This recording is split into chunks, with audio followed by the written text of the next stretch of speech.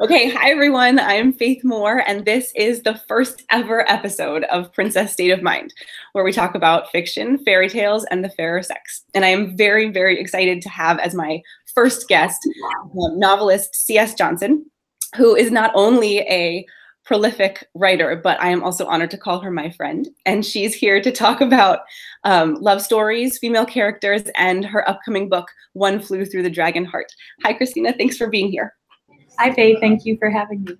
So, it's a pleasure. This is really note real quick that I did not blackmail you into being my friend either. So no, my goodness, I would never. I don't negotiate with terrorists. So it's definitely genuine. So we kind of do. That's true. That is fair. So this is the first time that I've ever done this. So the little thing in the top of the window says live. So I think that we're live. So we're just gonna get started. And the first thing that we should talk about is your book. So you have a new series. The first book is One Flew Through the Dragon Heart. Oh, excellent. And I think it comes out in December. Is that right? Yep, December 21st. Excellent. Can you just tell us a little bit about the book? Okay. So the book is it's one of my children, so it's like I feel like I have to gush, like kind of like an old grandma. Oh, good. There's the title. Wait, hold that up again. I mean the cover. Okay. So One Flew Through the Dragon Heart is it's a steampunk fantasy romance, and it's about kind of like a second chance romance adventure centered around a professor of magic wielder instruction as he runs into the woman who broke his heart, and he has to help her find this ancient treasure that's connected to her family legacy and her own kind of cursed magic. So there's lots of just bad stuff and more bad stuff, and things explode, and yeah. Yeah, no, they do. And I got to read the book, which is very exciting. I don't usually get to read books before they come out. But yeah, there is a ton of really exciting stuff going on here. And for me, I'm always looking for a good love story. So there's also an excellent love story in the book. But before we talk about that, you said it's a steampunk romance. So can you just explain a little bit about what steampunk is in case people don't know, and then maybe tell us why you decided to try your hand at this, because I think this is your first steampunk, even though you write in a lot of genres. Yes, I genre hop, I think mostly because I'm ADD and bored a lot with certain things. But I wanted to try this one out, I think specifically because of Elon Musk. He tweeted out this picture, or somebody tweeted out this picture of him having like this big mechanical dragon robot. And I was like, oh, that would be such a fun thing to put into a book. And I was like, where would I put it though? And I was like, it would make a good steampunk book. and that's kind of how that got started. And then I really liked the name Flew as a character, like one flew, because I mean, like most people know one flew over the cuckoo's nest, and I was like, oh, that would be such a fun thing to make into a romance series. That when people are done with that, reading that book in high school, because they're required to, they'll have something more fun to read. So. But the steampunk aesthetic itself is kind of like a revisionism. It's a revisionist genre set in like the Victorian era in London. Most of it is in London, and like 90% of it is in London. And you have a lot of this steampunk kind of mechanical aesthetic to it. So like a lot of cogs and coils, and a lot of tinker type stuff. So it's all about kind of like taking like more modern day things and finding a way to make them in that particular time period with the limitations on technology that they have. And if you think about it, that makes kind of sense, because we live and we are a product of our time, you know, and so like things today that we do today, you know, 100 years from now will probably be like why didn't they just do this instead? And you know, I can't wait for time travel and teleportation to come through. So that'll be a fun one. Yeah, that'll be exciting. Although I'm definitely not going to be doing the teleporting. I'm going to have people teleport to me, because it seems like either you have to like break up all your atoms and then put them back together, and I'm pretty sure I would end up with like a foot sticking out of my head, or like you have to like have an extra body and then kill the first body. I mean, I don't know, but I would definitely not. Yeah, we've had one too many moral dilemmas, I think, about teleportation. Yeah, no, that's not happening. I guess that could be another book. I would be tempted if it was like, oh, get thinner while you travel. Yeah, like modifications that you could have on the other end, like that they could put you together different. Let me go ahead and go from Atlanta to New York City and be 20 pounds lighter. Boom. Hey, you know, so you could sell that. Okay, so back to steampunk for a second. So it sounds like it's basically like the Victorian era with the technology, like the actual things that they had, but creating the technology that like we have. Like, so for example, in your book, they have sort of like walkie-talkies and like robots and things like that, but they're made out of the kinds of things that they would have had, like cogs and wheels and like all different things and stuff. So I mean, it's kind of like like if you have any like Back to the Future fans, it's like kind of like the flux capacitor, only in the Victorian era. Right, exactly. So then in that case, so you're setting the book in a specific time, right? So it's Victorian London, but you've got all these kind of different things that obviously wouldn't have been there because they're technologically advanced. So how, as a writer, how do you decide what things to keep historically accurate and which things to change? I think it just has to make sense. Like in the book, so there's like a magic system in the book, and everybody has kind of like a color of magic, and like when like you can like actually see it as like light. And I got this idea actually because of my friend Terry. She bought me an award that says like best books. And I actually have a piano in my house where I put it and it shines through, and the kids like to chase the rainbows around the room. And I'm like, oh, it's like magic. I was like, oh, that would be actually a good idea for magic. And so like you have all these sort of things. I wanted to know, it was like, how would magic actually come to London? And I was like, oh, the gunpowder plot. That's a good idea. Let's have it blow up Parliament, but not actually blow up Parliament so much as create this magic crater where this dragon spirit lives. And I was like, oh, that's a good idea. Make it work, you know? So I grew up with Project Runway. So my motto really is Tim Guns, make it work. Just make it work. Awesome. Okay, so the gunpowder plot existed, and it did, in fact, there was an explosion, but instead of blowing up Parliament, it blew a hole into some sort of magical realm where magic comes out into London, right? So then Chinese gunpowder. Magic Chinese gunpowder, excellent. Okay, and so that's kind of the basis for your story, right? They have magic and they have these kind of amazing, and so the magic kind of helps them to make this technology, right? Yeah, it feeds into it. So that's where actually my protagonist Brixton comes in a lot, because he's a very talented wielder and he has creation magic.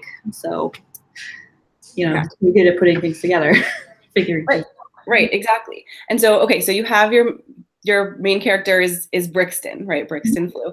And then, but I felt when I was reading it that really at the heart of the story was the love story between Brixton and Adelaide, who has broken his heart in the past before the book started. So I'm just wondering generally what, you know, because you've written a lot of love stories, and I've read a lot of love stories. So I'm just wondering what you think makes a good love story. Like, what are the elements that need to be there? It really does come down to character. I mean, like, I think you can have terrible people fall in love and it can still be a really good romance. You know, and that's why, you know, I think honestly a lot of people really like that. I was actually just thinking about, like, I really like Sherlock Holmes with Irene Adler. It's like a great, like, unexplored romance things, just because, well, I mean, some more people have explored it obviously, but like Sir Arthur Conan Doyle himself didn't actually write a whole lot about it. And I thought that, so you have good characters though. It comes down to good characters that, and I think there is definitely something about like I think they need to be like complementary in terms of skill set and just different things. they have like, you can have all sorts of different things, but your values have to be the same. I think like a lot of my own romance stuff I've drawn frankly from my husband, and we have such a grand romance. I laugh because it's completely normal. That's Yeah. Oh well, there's no magic spell or anything involved, but I really loved falling in love with my husband as much as I loved him. So it was a really just funny thing. It's interesting that a lot of love stories, I mean, most love stories I think are about the falling in love, not the kind of like not the happily ever after. Right? I actually try to change that a lot.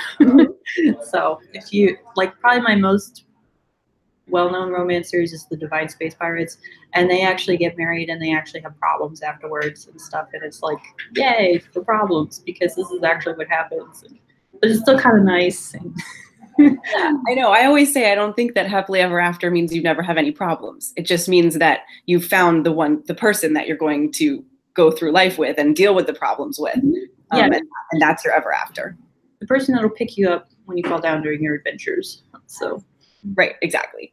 And so one thing that I've noticed, and it sort of made me think in general about love stories, is that so in your book, Brixton and Adelaide literally have an impediment to their love, which is that their magic is incompatible. It seems so. He has creation magic and she has destruction magic. Yeah. Right. And so that makes it difficult for them to even really touch. And that kind of fuels the romance too, because like, what do you do if you love someone but you can't touch them? I think that's a really interesting question. And so I'm just kind of wondering, it just made me think, like, do you think that to tell a good love story, there has to be some kind of impediment to the lovers being together? Do you think that's part of a good love story? I think it's part of a good love story in the sense that, like, I know people who have never had problems, but like, I like love stories with problems. Like even though I don't know, like, I think a good, like, kind of drawing on that, like, there's no happily ever, like, you just stagnate for the rest of your life. Like, my mom and my dad actually have a really fun love story. They, my dad grew up Catholic and my mom was a Presbyterian, and he was Western European and she's Eastern European. And back in the time that they met, like, there were actually like problems with that sort of relationship. And I know people wouldn't think a whole lot of it today, but there was a lot that kept them apart. And then they ended up getting married and having me and my sisters anyway. And it wasn't the end of their life love story, but it's still kind of like interesting to see how it developed. So. Great. Oops, sorry, that was me going ding. Well, not actually me, but my computer. Yeah, I think you're right. I mean, I think that if in a story, as opposed to in real life, right? If there's nothing standing in the lover's way, and the story is a love story, then it's a very short story and it's not very interesting.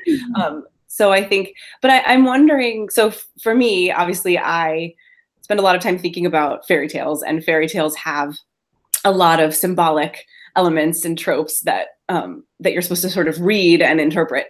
And when I read the story of Brixton and Adelaide and how their magic just is incompatible, it felt like there was some kind of metaphor or allegory going on there. And I was wondering, am I right? And what's that about?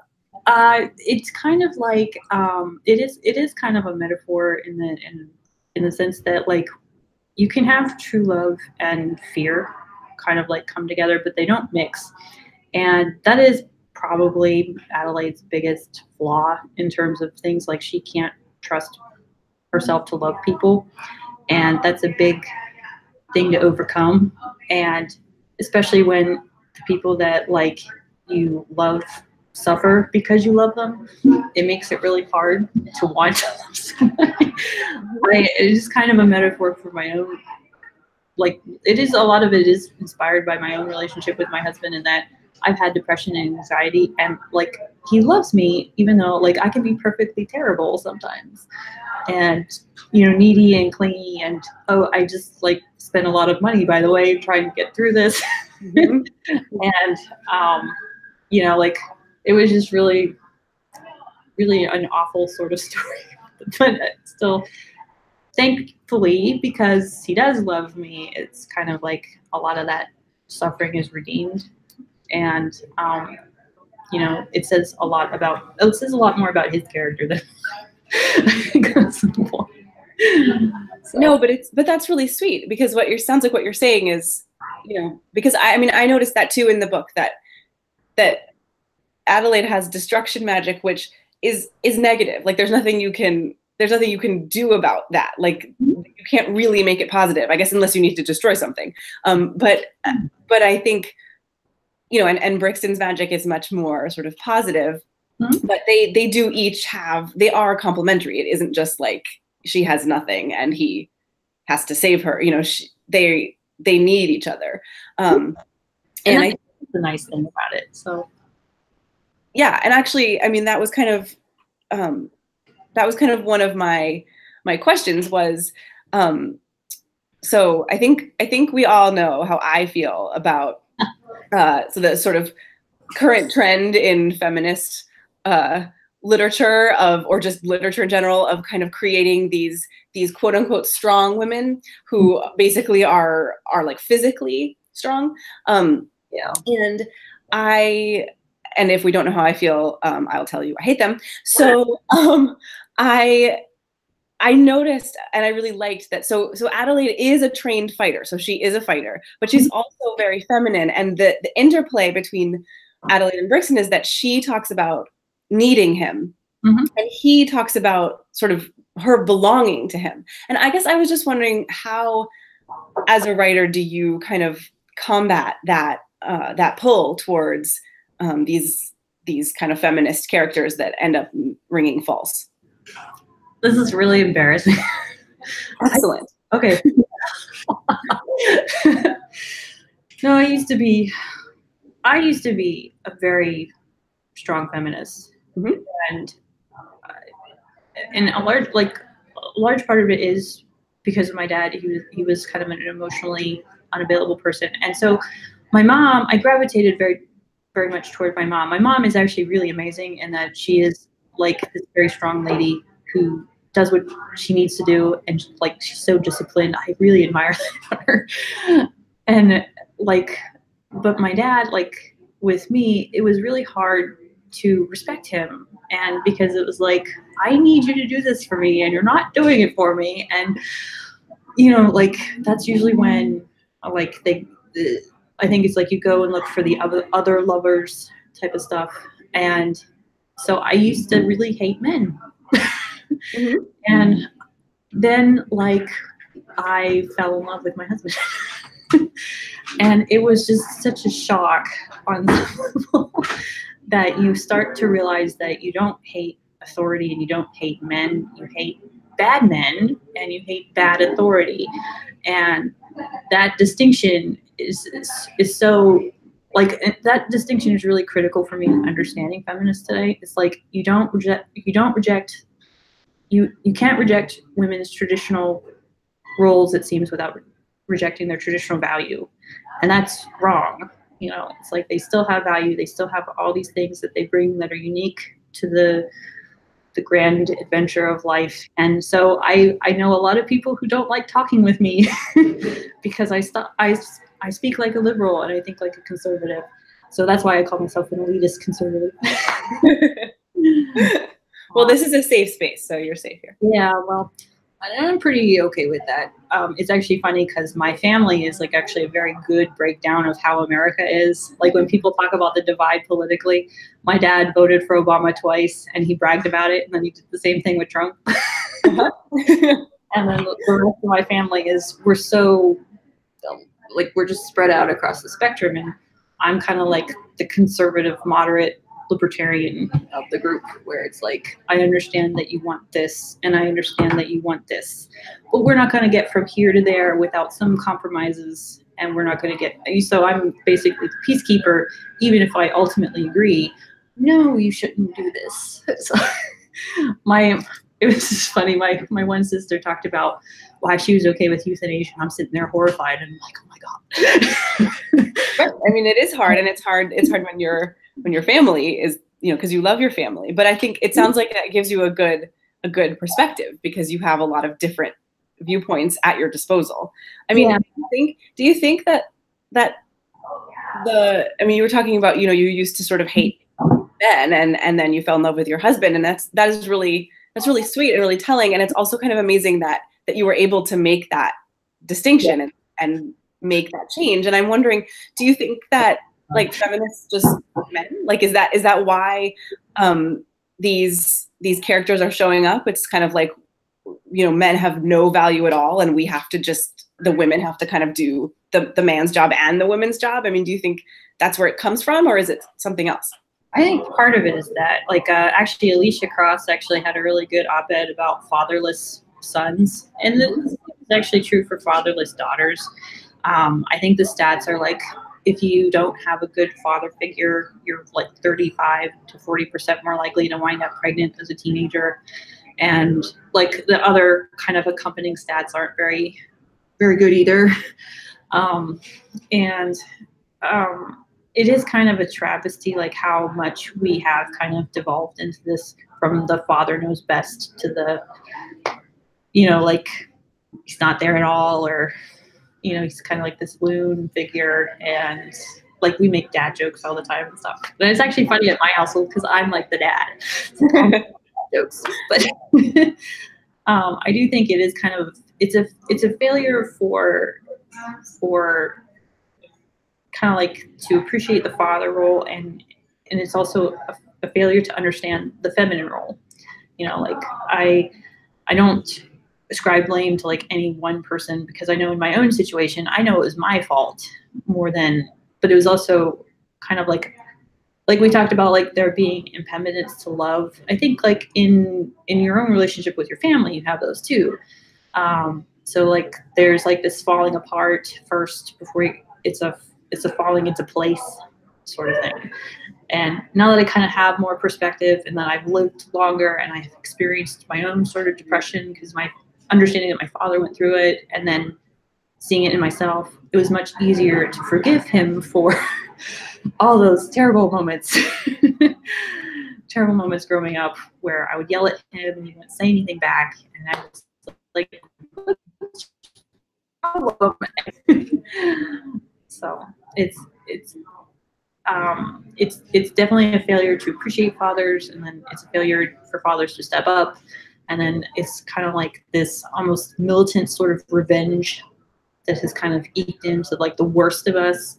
And I think with social media especially, it's been able to have like this really big megaphone and amplify itself. And so you do see a lot of, I mean, like we don't just create culture, and we don't just live in culture, we reflect it.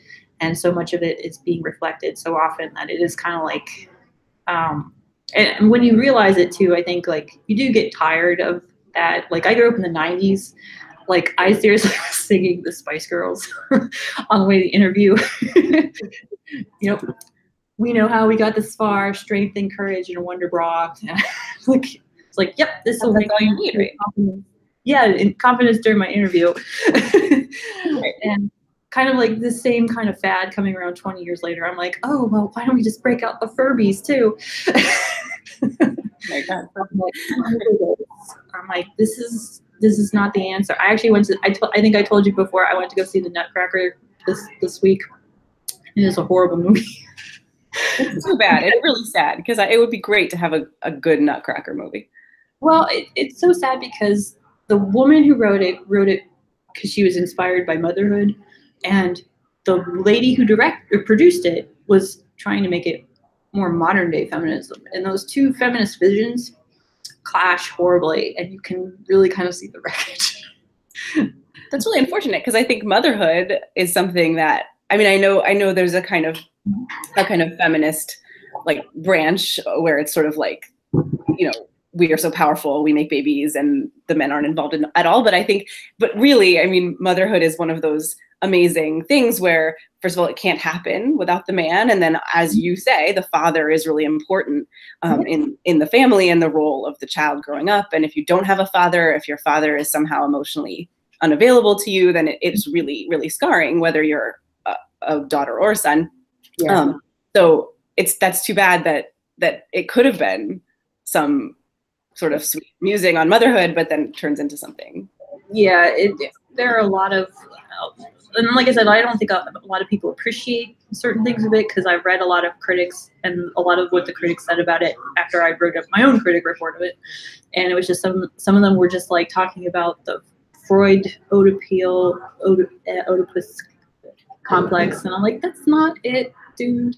Yeah, I think anybody that references Freud is a little bit outdated. I think we all sort of acknowledge that Freud is, I mean, interesting, but not necessarily accurate in the sort of psychological world, right? Like he's sort of like a foundation, but not something that we.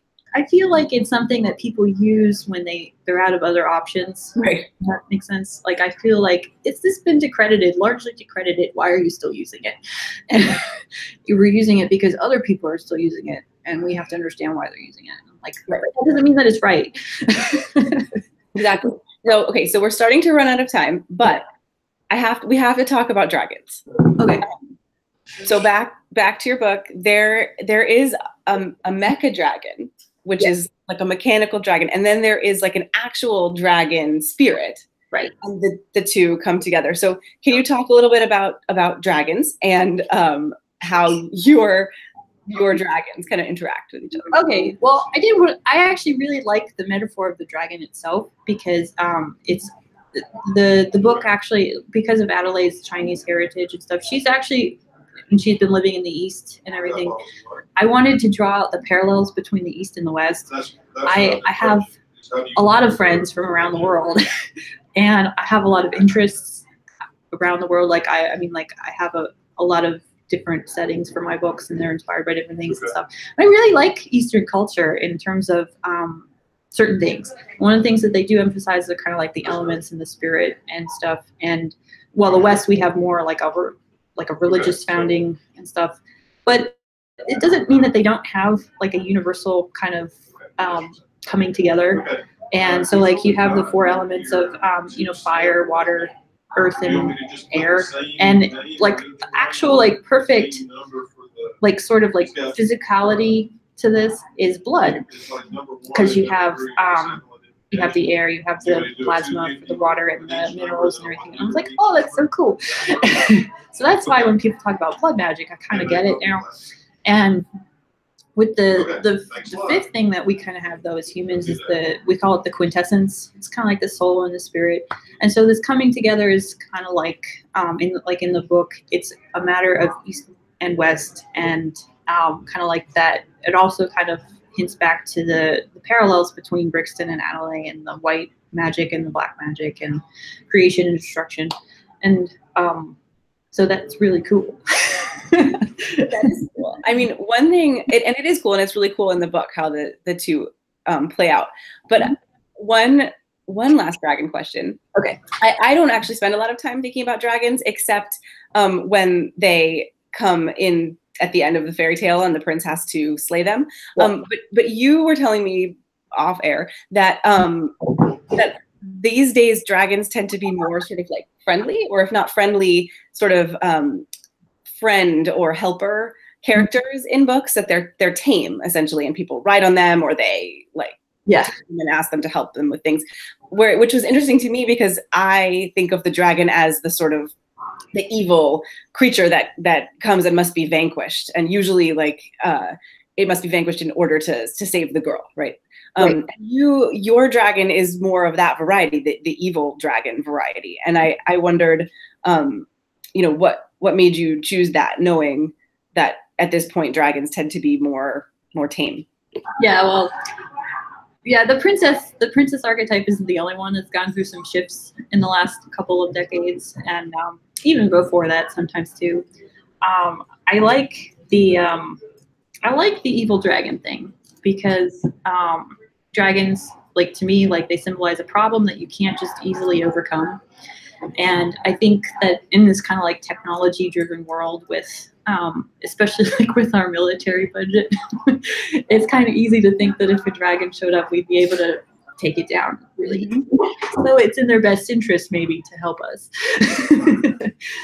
But and I get a lot of flack for this actually in the dragon community. Yeah, I didn't even know there was a dragon community. Yeah, And how do you join?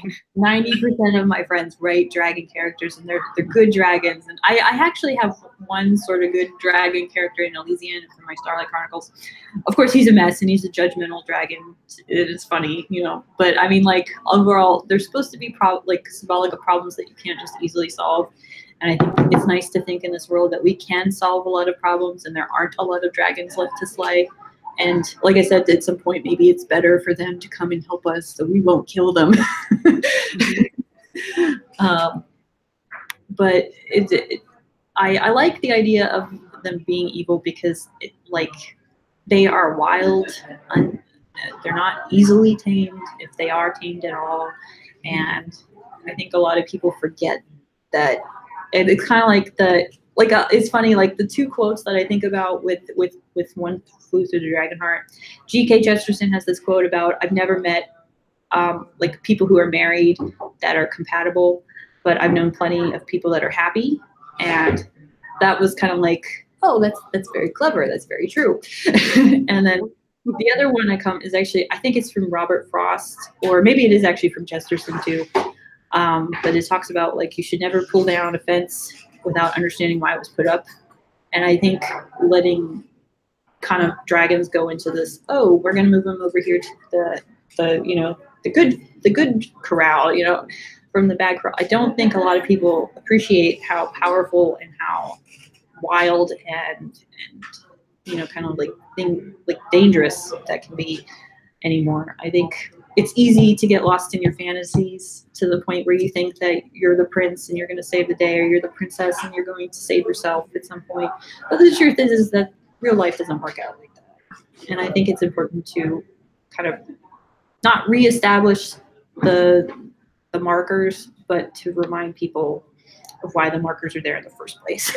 Yeah, I think that's such a good point. You know, that idea that you can rewrite the tropes, but you have to know at first what they were doing there in the first place and what they represented. And I think, and it's a sort of sad idea that we've kind of tamed these dragons when the dragons kind of represented something that we could overcome. And so it's like we haven't overcome them so much as just sort of subdued them and pushed them down deep inside. And that's actually not helpful. I remember the headlines when like that hiring for all the SeaWorld things of like all the whales, their trainers. And I loved animals growing up, so I read all that stuff. And then the National Geographic subscription with all the animals. I loved animal books, zoo books, you know.